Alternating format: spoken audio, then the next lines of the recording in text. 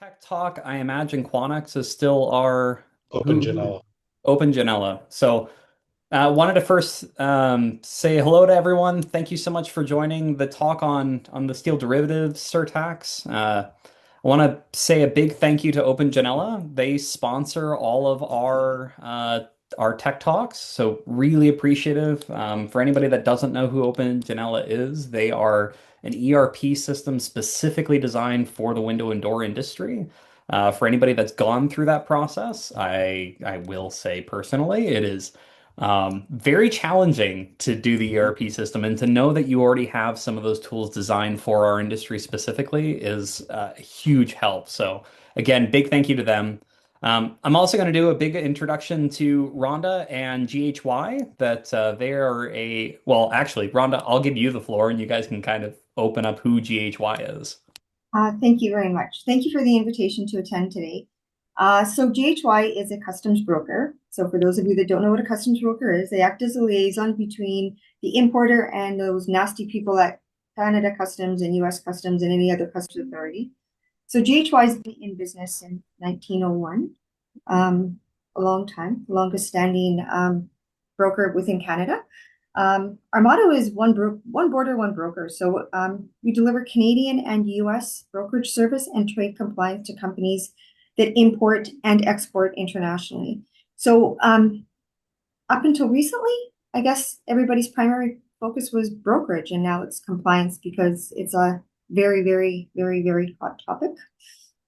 So our main purpose is to help you unchain the binds, overcome the customs hurdles, be there as a support.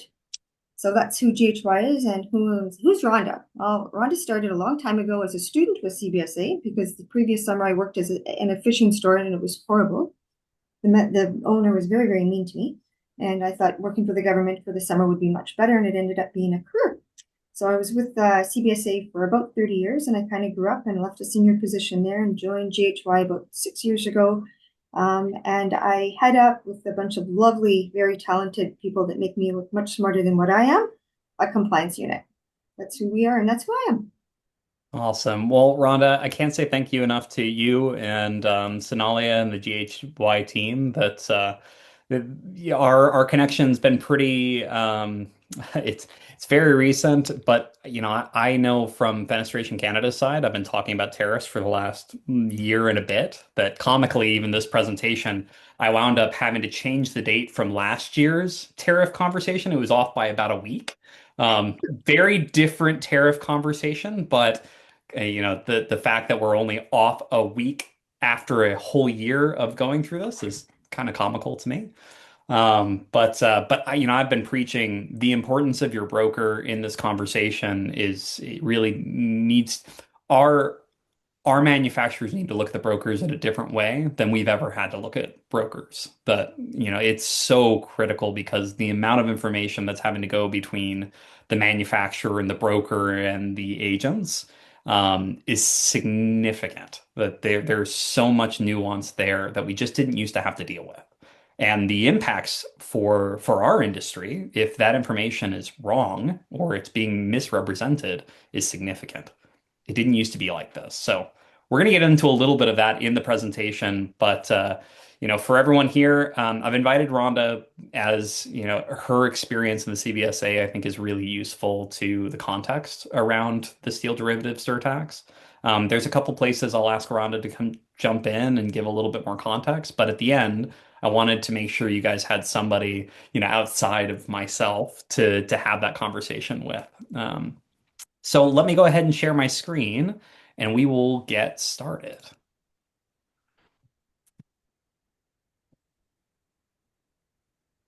All right, so we're going to first talk about how did the steel derivative tariff come to be, and really more timeline than the specifics. Then I'm going to get into a little bit of some additional tariff education. There was a lot that I gave last year. We have a handful of tech talks on it. I broke down what I'd consider a lot of the basics around how tariffs work, but the surtax and the way that it's being dealt with at the government actually opened up a couple new topics that we need to talk about. Then I'll talk a little bit about what Fenestration Canada is doing, some of the communications I've been having with the Department of Finance, and and then we'll get into what are some of the next steps that we as an industry should be taking, will be taking, and some of the things you should be considering and some of the protections that you should be thinking about. So first and foremost, the Customs Notice 2533, which is Steel Derivatives Goods Surtax, had an effective date of December 26th. So, Rhonda, you and I had a good conversation about this, and I think you had a pretty good perspective of like what was given. Can you just outline that for our members? Sure. So the federal government made a significant announcement at the end of November without details. They said we're going to start implementing a surtax on steel derivatives with, again, without the details, which everybody's waiting with bated breath for the details. The details came out December 12th, and it had a list of goods that were going to be impacted by this order in council. And then, of course, the order in council becomes the customs notice. Um, Interestingly, they did say you could apply for a remission, and it was a tiny little paragraph that we had talked about that was easy to miss because there was a preamble and then the list, and everybody was focusing on the list to see if their goods were going to be listed on there. So what ended up happening was even myself, who reads legislation all the time, was waiting for the customs notice to come out for the process and how do I apply for remission, and there was no details in the customs notice. So we had to go back to that list that was shared December 12th. So again, there's the dates, the important dates, the implementation date, and just how important it is to read all the details that you're not missing things like how to apply for a remission. Well, and even that point is, what remission process do you take? That, is I'll get into further in this conversation. That required a discussion with the Department of Finance and as you affectionately said, it's not like all of us get access to the Department of Finance to have these conversations. That it is, the issue with some of this becomes the nuance of, what specific pathways are you supposed to take? And that was not well defined. You're So very kind in how you say that. I would say it was not defined. Not even not well defined. It was not defined. yeah, yeah. So we'll get more into that here in a bit. So for our industry, there are two HS codes specifically that we have gotten really focused on. I will say, as I've gone through this process, there's a lot of HS codes that impact the fenestration industry. That we have screws and brackets, we have um, yeah, there's more than just these two HS codes, but these are the two that we're going to primarily focus on today. So that's 392520, doors, windows, frames, and thresholds for doors. So there are specific definitions as you go into each one of these chapters and the specifics of each one of them. Um, it is not as specific as we in the industry think it probably should be. Like when we think about how our industry is set up, one of the problems we'll talk about later is just HS codes don't do a great job of kind of, dividing certain segments of the market, the way we would hope they would. And frankly, it probably wasn't necessary up until the last year that our globalized trade has been pretty well harmonized. So this 392520 is going to be complete window doors and their frames. So for anybody on this call that deals with like vinyl extrusions, so full lineals, that's not this. This is only whenever you have a completed window door frame, and it's for plastic specifically. It's a builder grade plastic. So then there's 8302, 4190, and then there's a national specific edition, 0.20, 0.31, 0.90, which is window and door hardware. There's a lot of kind of funny division there, but this is another one of those where it's actually kind of an important note to make. 8302 4190 is window and door hardware and drapery accessories, which for us in our industry probably feels ridiculous. Like those two probably shouldn't be in the same category. Um, So I'm going to spend just a moment to kind of explain the Canadian tariff process because anybody that listened to some of my talks last year, I talked a little bit about 232 tariffs and 261 tariffs and the IEEPA process from the US. Canada's process doesn't work the same way. And frankly, there's some background work that goes into it. Obviously, getting some of the customs notice is a legal mechanism, but it doesn't have the same level of scrutiny that like a 232 tariff has to go through. So first and foremost, you wind up getting an order in council or an OIC that creates a customs tariff set. That's the first thing that happens is that the Minister of Finance, and in this case, Minister Champagne, is going to give the governor in council, which is effectively the cabinet, this customs order that says, I want to tariff these things. And the cabinet and the Minister of Finance, and in the case of the Steel Derivatives Tariff, the Minister of ISED and the Minister of Foreign, what is it, International Trade, they're all involved in essentially signing off on the decision to move this OIC customs tariff forward.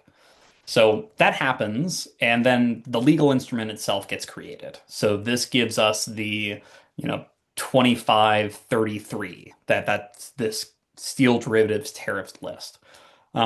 Once that's all outlined with, specifics, it's not law yet. In order for it to become law, it has to then be public. You need a publication in the Canada Gazette. So we've talked about the Gazette in the past, but for a refresher, the Gazette sits in two parts.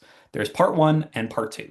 Part one has some requirements around public discourse. It's a much longer process. Part two is what happens when part one is done or when there isn't a public consultation process, which for tariffs, there is no public consultation process. So this immediately goes into part two and it gets written into law. But it doesn't become implemented until there becomes a CBSA customs notice.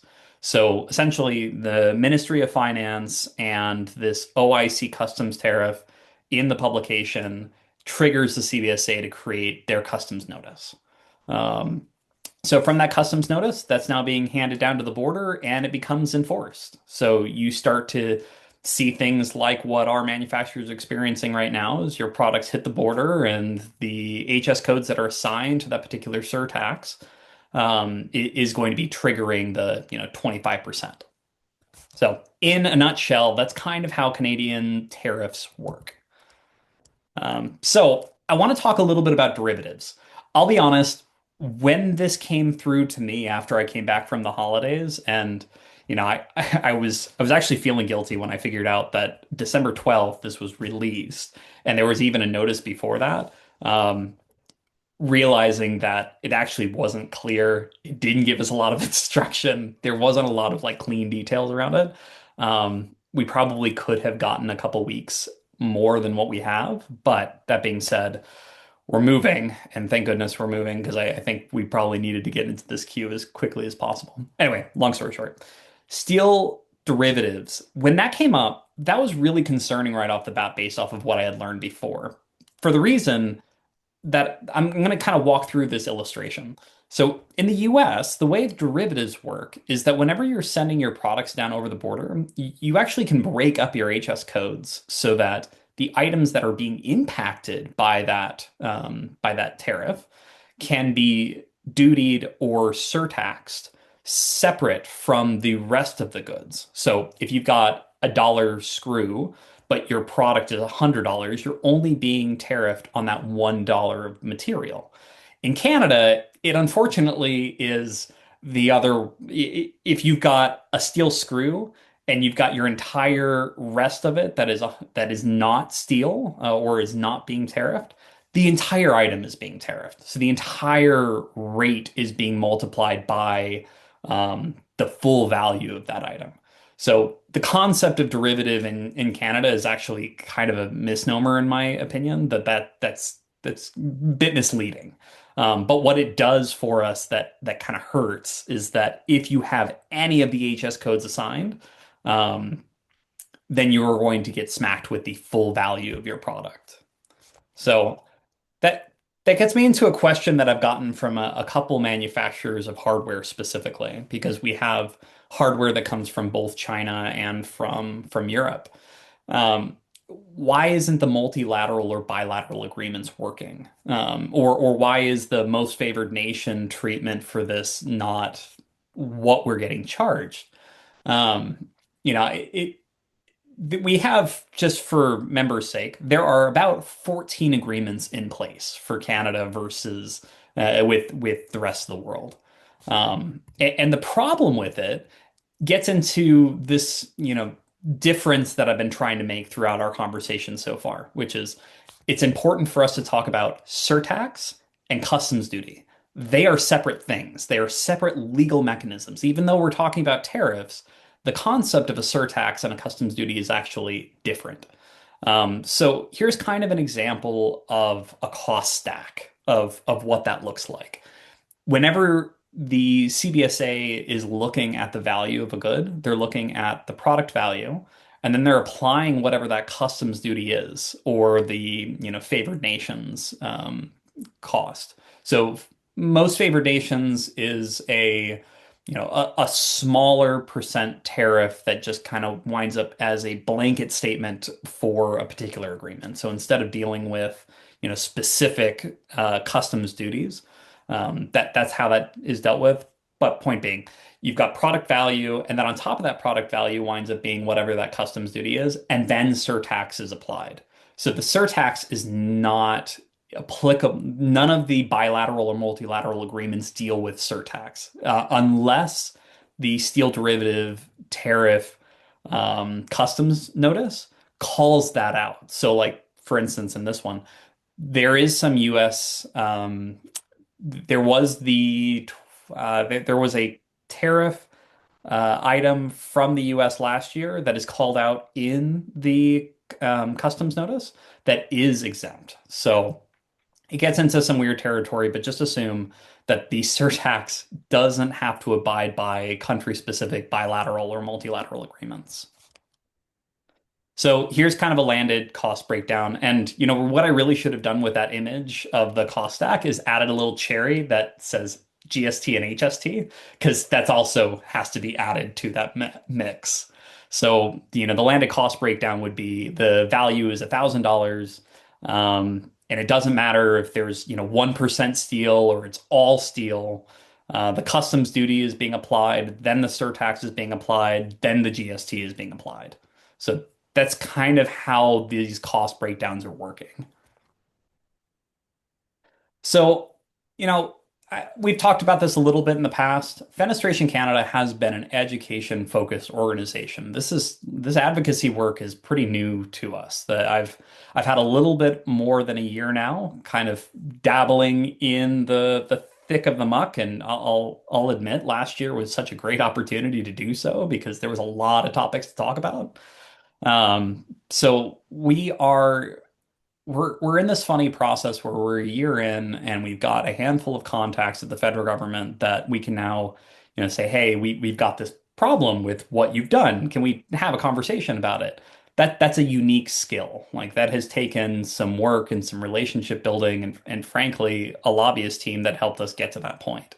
So, big thanks to everyone on this call that I've kind of seen in the list and the board here at Fenestration Canada. Without all of your support, we couldn't get to a place that I could have reached out to the Department of Finance and said, "Hey, we're struggling with this. Can we have a discussion on what to do next?" So that's what we did. So as soon as I got back from the holidays, I reached out to our contact at the Department of Finance, and they connected me to the senior economic advisor that was dealing with this particular file. And he gave me a bit of a breakdown on both the rationale for some of the decisions and what the next steps of this process needed to look like. So for 392520, the rationale was that UPVC frames, from their point of view, was going to show up with insert steel, and they didn't want to miss the opportunity to get the steel that was inside of those frames. Yeah, as a kind of a comical point. They missed the insert steel entirely, that HS code was not a part of that list. But that was the rationale, was that they were trying to catch the insert steel.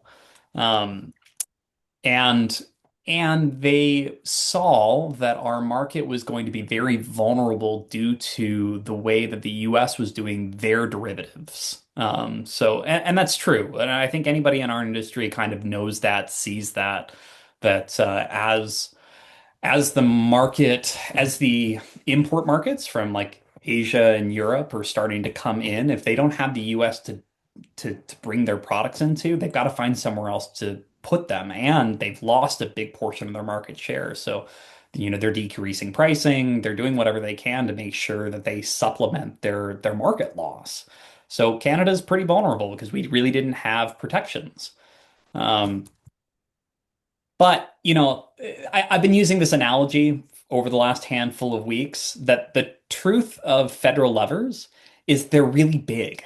Like when the federal government does something like tariffs, it's a blunt tool, or it's a big fishing net. Their target was protecting the steel industry. I firmly believe that, based off of the conversations. We can have lots of conversation about, maybe the government had other things in mind, but honestly, based off of the dialogue we're having and some of what I've read, I think they were just trying to protect the steel industry. And, one of the problems when you use a big net is bycatch is inevitable. So I think we're bycatch, frankly. Like window and door frames that didn't have steel in them absolutely was not the intent. I also think they missed window and door hardware not being a domestic item, by about that much. So honestly, I would view our industry as bycatch for what the federal government was trying to do with us. Um, so the recommendation from finance was for us to go through a remission request.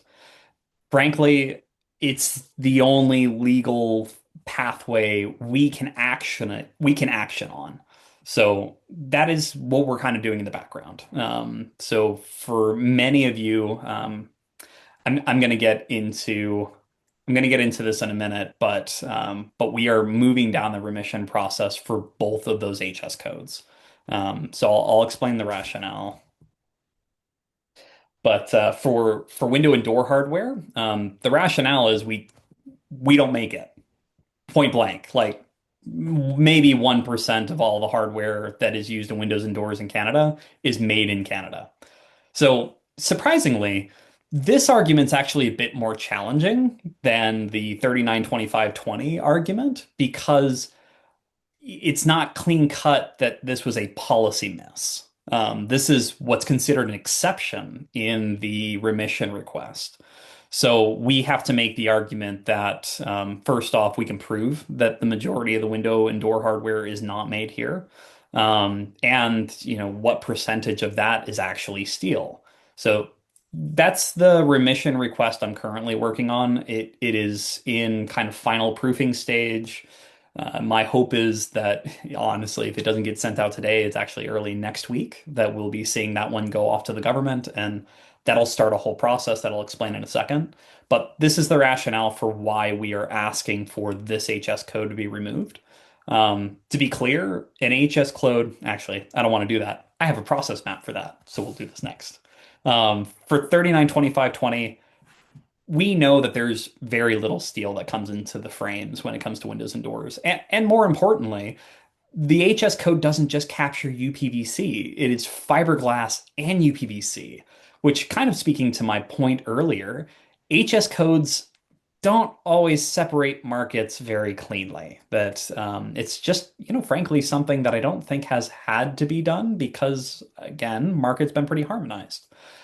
But we're kind of seeing the effects of that right now, that we've got a section of our market, like for window and door market, we have dealers that obviously do not want to see that surtax applied to UPVC, but there's a big portion of our domestic market that makes UPVC products. I'm fairly certain that they would be thrilled to see the tariffs put on these because there's a lot of domestic supply. Fiberglass, it's a similar conversation, but weighted differently. It's just tricky because when you wind up with kind of these different market needs, and Tariffs are a blunt element. There is no way not to hurt somebody in the process of implementing these. Um, So that's kind of the core arguments that are going on in the background on why we are asking for remission for those two. So let me walk you through a little bit about what the remission process looks like. So first off, there is a remission request document. Um, it is 12 pages at the moment for our hardware remission, and it requires a lot of data that supports, what the quantity of material is, what is the potential risk as far as, what is the surtax opportunity for the government? Like how much are they talking about pulling out of the market? How is that going to affect the market? So it is a very extensive document. And we've got our summary page, and then right after that, we've got association support. So we have 6 associations that have signed on to our remission letter. And then we have support letters that wind up acting as an appendix at the end of that. So currently we have 22 support letters. And we have to do this twice. So just about done with hardware, moving on to 3925 next. So hopefully within the next week, week and a half, we'll be sending this in. Um, Maybe one of the things I didn't mention earlier is that in my discussions with the Department of Finance, they were really explicit that they were going to view two things really importantly. First, does the product have steel in it? If it doesn't have steel in it, they're going to take that conversation very seriously because it's a policy out of alignment. And then second, they were going to take horizontal representation, so Fenestration Canada, other associations, as a priority. It is what I understood, and this differs a little bit depending on who I'm talking to, but based off of my conversation with the Department of Finance, this isn't going to be a first come, first served basis. There is some level of triage that's going on in the background. Also worth noting that even our contact at the Department of Finance is separate from the team that actually does the work. So let me get into that process a little bit.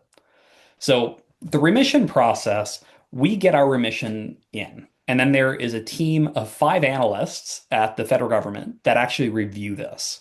When they feel like there's information that is missing, they will reach back out to myself, and if I don't have the information or they're asking it for a specific manufacturer, I'll either reach back out to the manufacturer or point the Department of Finance back to those manufacturers so they can collect specific information. And then ultimately, finance will make a decision on how they want the remission to be dealt with. So either, worst case scenario for us for these two remissions, they decide, nope, we're not doing it. We're not doing anything. We don't do carve outs. We don't do removal.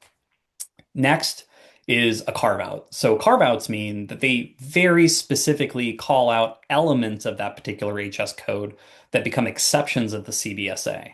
Rhonda, I know we didn't talk about you talking about this, but how does that actually work? Like, if you have a carve out for a particular HS code, when CBSA deals with it, how are they dealing with it? So, good question. Again, we talked about officer discretion. How is CVSA going to deal with the actual HS codes? The confusion comes in sometimes when they issue the notices, it'll be an HS code and a description. Sometimes it's just a description. So it varies by the notice, and it varies by, again, how the government decides to communicate that to industry. Okay. That seems like an enormous amount of education burden to the CBSA. Like, how do they stay on top of all of the exceptions that get made? Because I'm confident, and based off of what I'm hearing, I know this to be true. We're not the only industry showing up saying, hey, by the way, this particular steel derivative tariff thing is not working for us. Can you Right. please take a good look at this? So one of the other customs notices, and you spoke to this earlier, was there was a remission process, and CBSA was inundated with remission applications, and they went, well, CBSA Department of Finance is inundated with applications, and then they went, whoa, whoa, whoa, this is a lot of work. Like we're normally getting 30 a year, now we have 800 in a week. So it was, let's put them in piles. Well, this is all health, so then they did a carve out for health and for goods used in manufacturing, etc. So, I mean, we hope that this is what they are going to do with the steel derivative. What they do with it, who knows? Yeah. Well, and that's a good transition to my understanding right now is that there are 5,000 remissions in the queue. And, going back to my point, our submission is 12 pages without the appendix of all of our support. That is like, I will tell you the amount of information I've had to bleed into that. And like, it's a lot. I honestly am thinking about five people from from the Department of Finance unpacking this.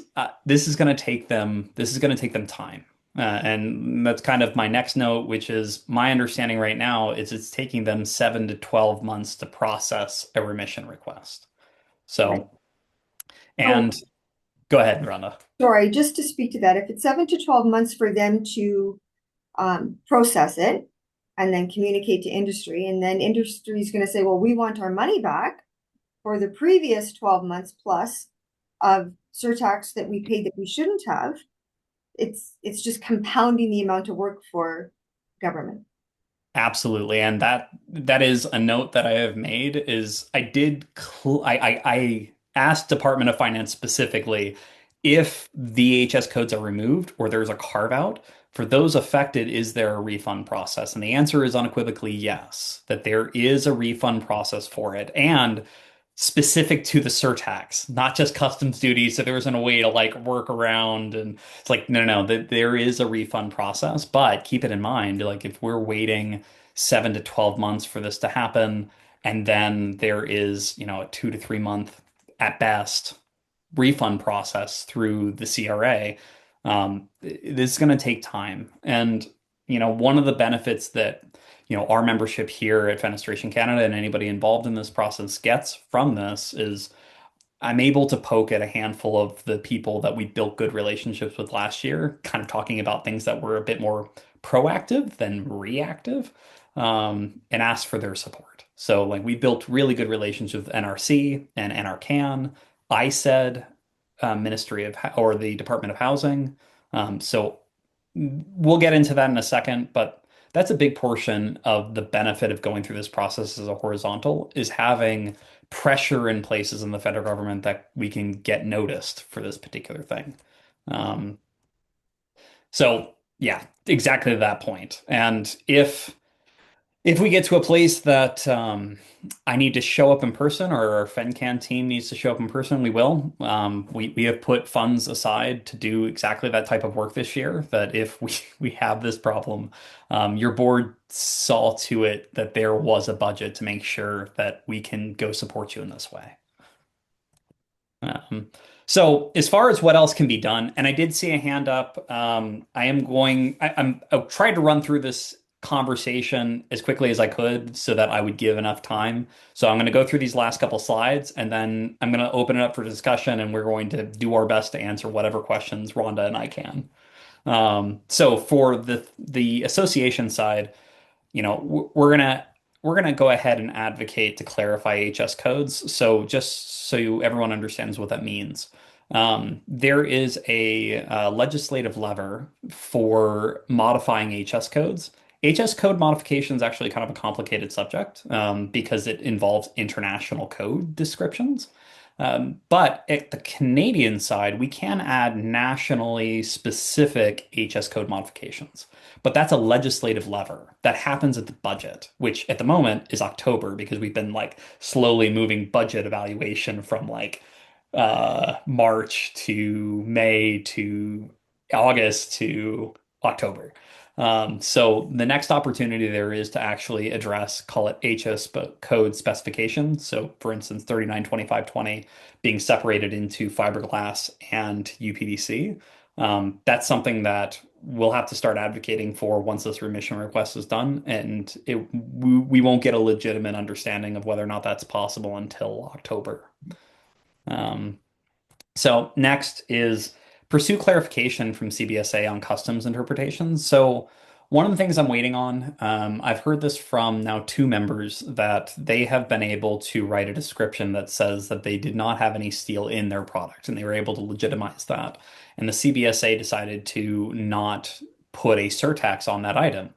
That's really interesting. Not how I would have expected the CBSA to handle it. And there is something called a customs ruling, which is actually how I wound up connecting with GHY, that one of the members over there had done a post about it, and it was really interesting. But you can do a customs ruling to ask CBSA to actually clarify whether or not they stand on that point. So if the CBSA agrees that if they get a description that says that there's no steel and it's not applicable for the steel derivatives tariff, we should be able to actually use that as a deliverable to prove to the CBSA for those that have products that are going over the border that do not have steel, that they would be able to use it for that. I say that there's some details about that particular process that I think will need to get worked out, and there's specifics that we would have to go back and forth with CBSA, but I'm waiting on evidence essentially that that worked and how that worked so that I could put in a customs ruling request. And then last is, I'll be honest, a big portion of my headspace as I'm going through these tariffs is tariffs the way they currently work in Canada. If we're going to make this more regular, which it looks like for the near future, we are going to see more tariffs, and this is going to be one of those topics in the background. We need to be talking about tariff reform in Canada. The idea that this can be done so quickly without more feedback is concerning, that it's just an easy place for things to get missed. How we go about that is a big conversation, or what we even ask for. This is a bit of a plug, but we do now have an advocacy committee at Fenestration Canada that we have our policy agenda, and this is the kind of item I would expect shows up there, and we discuss it. So more on that subject in the future, but I think there is real room for us as an association to make a comment that, we've gone through this process now. We can see that this is a gap. Can we make recommendations? Can we participate with the federal government on making this better? So, Rhonda, I'm going to give you this slide, which is really about what can our manufacturers do to protect themselves? Okay, so I just want to briefly talk about compliance. So previous to 2025, reasonably right in most cases was okay. Reasonably right is no longer okay. So when we talk about compliance, we talk about recovery, but we also talk about risk mitigation. So getting it right is really, really, I can't even stress how important it is at this point in time, because one, you don't want to be overpaying the government, right? And the other part of that is you don't want the government knocking on your door after the goods are long down the road and saying, oh, by the way, you owe us X number of dollars. So getting it right at time of import or export, as the case may be, is critical at this point in time. So how do we do that? We can define Incoterms. So an example, you're delivering your goods, delivered duty paid. Are you taking the allowable deductions? So every customs authority looks at tariff values and origin, right? So are the goods classified correctly? Do you have the right country of origin for free trade agreements and for marking? And are the goods valued correctly? We don't want to be overstating the value. You don't want to be understating the value. Make sure those Incoterms are correct and you're taking allowable deductions. Product description. If you describe your good as an X122 because you're in industry and I'm in customs, I don't know what an X122 is. I have no idea. Oh, it's a piece of glass. It's a frame. It's whatever it is. Clear is very important to make sure that we're getting that tariff classification right. So now the goods come into Canada, you further manufactured, you paid duty on them, you paid surtax, you further manufactured them, and you're exporting them. You want to take advantage of any duty drawback or relief programs that are available. And every country that's part of the World Customs Organization is participating in a duty drawback program of some sort. So if you're importing into Canada, you pay duty and you're exporting, you have records that prove that you've imported and exported and there's linkages in place, you can apply for a duty drawback.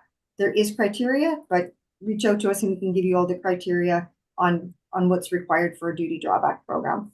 So keep customer communications updated on current conditions. So things that you might not have thought of before may have a huge impact on your clients or your customers now. So example of that is you've changed where you're sourcing your goods from. Your goods didn't qualify for USMCA, you've changed sourcing and now it does qualify for USMCA or another free trade agreement or vice versa. You've changed vendors and now your goods did qualify for free trade agreement, and now it doesn't. So again, keeping that customer communication open, um, vitally important. That's awesome. Thanks, Rhonda. And just to Welcome. add, for those of us, like those of our manufacturers that are shipping, down to the US, and I think this is one of the real difficulties with this whole scenario, is the systems in Canada and the systems in the US when it comes to the border is just very different. And so, I respect how challenging it is to get all your paperwork appropriate for which side of the border you're sending to. Because if you're sending your products into Canada and you're used to call it outlining all the HS codes that are appropriate for your product because you are used to like a derivative type of conversation, you need to be really explicit when you're bringing into Canada only to describe what you have to describe. That if you add too much information to that as well, that becomes a problem. So maybe, so that's difficult. And then on the duty drawback and relief, just for simplicity's sake, for our manufacturers, that means like if you're bringing in window and door hardware from the US, you're making your product and you plan on shipping products down to the US again, that qualifies within the duty drawback relief system. So that's when you start looking at it. I realize that's complicated. There's actually a lot to have to track in order to make that work properly, but that is where that system in with our manufacturers works. That's so. So yeah, I just wanted to give a couple updates on what's happening in the background, just as kind of quick updates. So I did have some discussions with the Department of Finance last week, and they were really positive. They were kind of things where they were asking specifics of why we want certain things remit, what's the logic, how much of our industry do we represent? Those are really good questions coming from the Department of Finance, and this isn't confirmed, and it is something that I'm going to be watching pretty closely. Is that I had heard that there is the potential. Last year, we talked a little bit about an OIC code that was applied to US goods that were coming into Canada that were inputs. So anything manufactured or modified. Um, that OIC code then you could use that in the CARM portal in order to remove the duty responsibility. There is discussions about the steel derivative tariff at the Department of Finance about doing something similar, where they set a certain threshold of percent of steel and then they remove that responsibility. So my understanding is it's just discussions in the background right now. There's nothing official about it. But if they go in that direction, it's very positive. And apparently, the communications we were having with the Department of Finance lined up exactly with those discussions that were happening internally at the federal level. Um, so again, remission request 8302, not 8304, 4190 is in final review. I'm expecting again today or early next week for us to go ahead and submit that, and we'll be able to provide updates through our e-blast the way we have in the past on this discussion, as well as it'll be posted to LinkedIn and our website. If anybody is missing those emails, don't hesitate to reach out to me. I'm happy to make sure that you were on the right email list. It's adrian@fenestrationcanada.ca. It'll be in the next slide. So another thing is the Customs Notice 2519, the steel and aluminum tariffs with the US is still in effect. So as well as that OIC code that was used for exempting inputs, that's also still in effect, and it stays in effect until July 1st. Um, so yeah, that's kind of in a nutshell what's going on in the background with tariffs, and I want to open up to our members on as far as questions are concerned. And I'm going to switch to the last slide just so you guys have my email address. And yeah, again, feel free to poke at me if you have any questions or if you're missing any of those notifications and you want to make sure you're on it. But Rhonda, thank you so much, and we're not off, but let's go ahead and start taking some questions, Lee.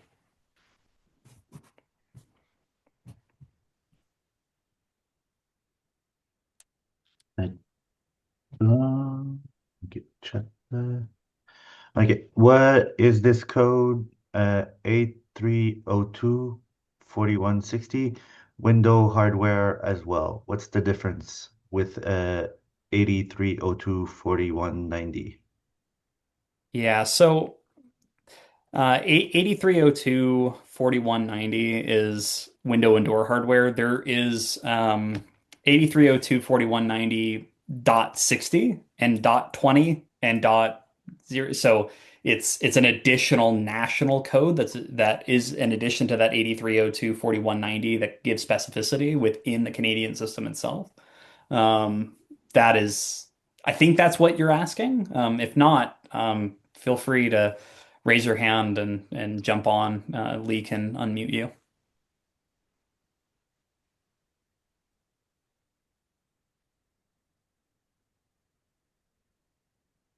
Okay. Um, will Fenestra submit one remission for the group or each member submit the remission themselves?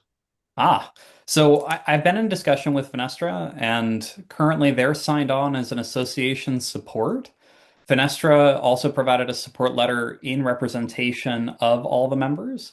Um, I still encourage anybody that's interested to send a specific support letter. What that does for me is that when we start getting questions from the Department of Finance on, specifically how each member is affected, it gives me a point of contact back to that company. That being said, the support letter that I have from Fenestra as representation also works really well, essentially as exactly that. It shows that all those members are in support. But please reach out if you're interested, just so that I've got your contact information and I know the right person to come back to. Right. Will steel slab also be affected? They are. There's another HS code for that, and admittedly, I don't have that top of mind. Steel slabs are a bit tricky in the sense of we both have domestic production, and it is absolutely being affected, and there are members that are being hurt by it. Um, as an association representing, over 400 members, it's really challenging to decide where these lines get drawn. We have to lean towards the thing that has the as close to the majority value to our members as possible. It's really an unsatisfying answer for somebody that's being impacted by this, but I hope you can appreciate. I have this saying that I say probably too often is be wary of the monsters you fight, for if you stare into the abyss too long, the abyss will stare back. And that whole conversation about a federal net and bycatch is top of mind for me. And as an association, I'm very concerned that if I act on behalf of half of the members or a couple members, I will wind up with bycatch that was unintended. I would just like to add to the steel slab comment that that's a broad description. So I would definitely be checking with CBSA's schedule on the specific slab product that they're referring to. I think what they mean is a door slab. There is a Ah, deal. Yeah, there you it's go. just industry There you go. terminology. Again, I know customs. I don't know the industry. I'm learning. Thank you. The freight is not included as total to be charged surtax, but design packaging are included in this total. Yes, correct. And that's actually a really important point that I made last year, which is make sure you do not include your freight as part of that cost because that's not being tariffed. Can you Can I please just add? clarify the last Oh, comment? Oh, sorry. Can sorry. I just add to that? If it's included in your price paid or payable, you are allowed to deduct the actual freight paid, not an estimated amount. So just to punctuate, do not pay your surtax and duty on your freight. Can you please clarify the last comment on the OIC for steel or aluminum products that are used in manufacturing? You made the comment that it was valid until July 1st. I believe the steel expired January 31st, but the aluminum extended until July 1st. Yeah, my understanding is and this came from the Department of Justice back in November that they extended the applicability of the OIC code appropriate to 25, what's the 2519, until July. I will make a point though to verify that. I'm not 100% sure if I'm right about that. Maybe Rhonda, you've got more insight on it. I believe you are correct. But I will make a point to verify that. And maybe what I'll do is I'll just do a quick e-blast so that everybody, because I've now had the conversation a couple times in the background about people asking about that OIC code and whether or not it's still applicable. They've assumed that it expired because it had an expiry date, but in the discussion at the federal level about it was pretty quiet. Like there wasn't, it wasn't well publicized in my opinion, but I've also not done the job of making sure you guys have that from our side yet. So I'll make a point to send an e-blast so that it clarifies that point. And then I have a question to Rhonda. When the imported part can be applied to one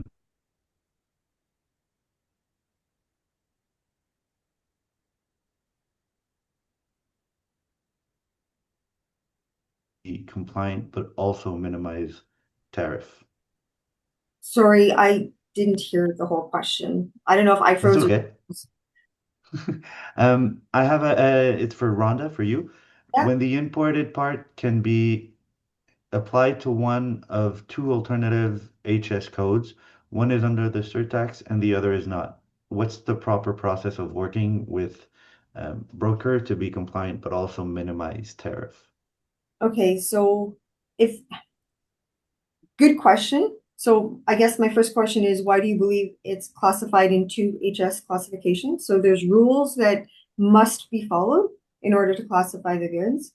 So if you are unsure, reach out to your broker or your trade compliance professional, your expert that will help you. And if it's still unclear, request a ruling from CBSA.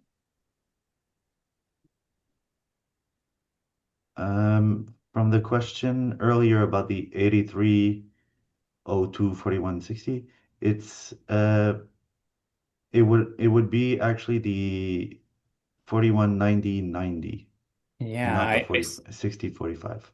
that's interesting. I don't have an answer at the moment. So I'll have to look into that and see what the definition is at E302 4160 45. Yeah, exactly. Yeah. I get it. But I'll have to dig into that one to see exactly what is defined for that. And I assume you're asking because it's probably on the tariff list, but I'd have to verify that too, just to make sure that it's actually being impacted by the 2533 customs notice. Next one is our customs broker is handling our declarations, and I noticed that we are still receiving remissions on products under HS code 392520.00. Does this suggest that they are filing incorrectly? Is there something I should look out for? Not necessarily. That tells me this your circumstance is one of those I'm looking for. If you if you're willing, I would love to hear or see some of that documentation and get a feel for why the CBSA has decided to exempt 392520. It is exactly where the customs ruling discussion becomes important because if CBSA is making the determination that your 392520 is exempt, like they are not charging it, that is really useful information for the industry so that we can do a customs ruling and ask the CBSA to weigh in on that. So I would also be interested in seeing that paperwork. That is contrary to what they're preaching. Mhm. That's what I hear too. Okay, so the other one would be from Alex. Ah, Maybe someone asked already. What is the deadline for us to submit a supporting document for you in time for the submission next week? yeah, so two answers to that. If you want your support letter reflected in the remission request to the Department of Finance, like I said, I'm right at the end of that. I honestly believe that it's probably early next week that I'm going to send it. That being said, don't hesitate to send the support letter. And again, what that does for me is it provides a point of contact back to your company that if there's additional information the Department of Finance is asking for that helps us make the case, I'd love to make sure that contact is there. And I want you guys to feel comfortable to reach out to me if you have questions. That I am spending a lot of time on this in the background. I have Fenestration Canada has been kind enough to allow me to make this a priority. And so if there is something I can do to clarify things, or I can reach out to somebody like Rhonda to help get clarification when I don't know what to do about it, I'm here for you guys. Like that should be the point of this exercise. And the last question we have is, oh, or more like a advice. I would recommend that all manufacturers keep detailed records of the surtax that they have paid thus far. If a remission process is offered, it will allow you to submit mass adjustments much more quickly. Also, make sure you are checking your HS codes on customs paperwork. Some supplier paperwork does not include an actual HS code, but a description, i.e., window hardware, even if the item has no steel, it'll be taxed. You can have this modified at time of import to have the tax removed. Thank you, Carol. That is exactly right. Please, please, please keep documentation. I cannot emphasize enough how important that's going to be if the remission process is successful, because there's going to be a pretty difficult process of getting refunds for this, and CRA is going to be inundated. The clearer your information can be, and even for you to be watching that paperwork coming in, that you're paying attention to it now. Um, I think that's so critical. And Rhonda, maybe you can back me up on that. So, previous to CARM, we could submit a blanket adjustment. It was a spreadsheet, and all your transactions for a period of time could be submitted in one spreadsheet, one B2 request for adjustment. The mass adjustment function has just started working for CARM. So, yes, you can submit mass adjustments. Regardless of that, if you're asking for a refund, you must have source documentation to request that refund, and it has to be uploaded in the portal. So, just to further speak to this, yes, keep good records, make sure you're communicating with your broker. You can file on your own. It's not an easy process, but you can certainly file on your own through the portal or ask your broker to help you. Just make sure that that communication is clear, very, very clear, and you have your ducks in a row as far as paperwork and proof.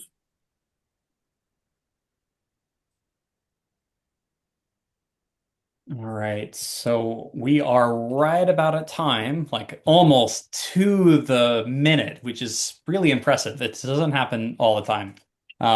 If there's any last minute questions, feel free to raise your hand. Happy to include you. Um, and I'll just give a moment for that to kind of plan out. And if not, then thank you all so much. Rhonda, I so appreciate you jumping on and giving a bit more context to it, obviously, as we kind of talked about at the beginning. It's a hot topic, and for many of our manufacturers, it's really impactful. I try really hard to not get embroiled in these type of topics unless they actually matter to our manufacturers. But I so appreciate you being able to speak into it from the broker perspective and from your previous experience as a CBSA agent. Thank you for the opportunity to attend.